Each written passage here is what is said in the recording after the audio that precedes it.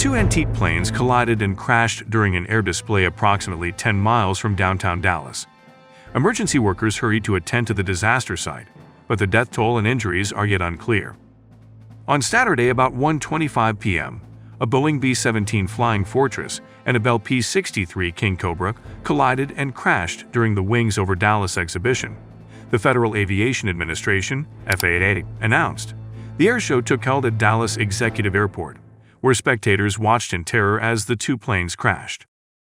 Wreckage from the jet crashed on a neighboring roadway as clouds of smoke billowed into the air. "I simply stood there. I was utterly surprised and couldn't believe it," said Anthony Montoya, a 27-year-old witness. "Everyone around was gasping for air. Everyone is sobbing. Everyone was astonished."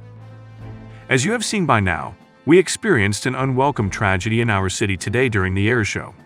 Many things are either unclear or unverified at this time. The airshow is planned around the same time as Veterans Day and is presented by the Air Force Memorial, an educational organization.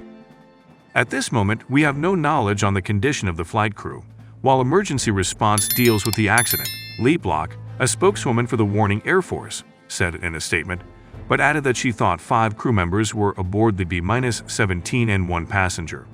The crew was aboard the P-63.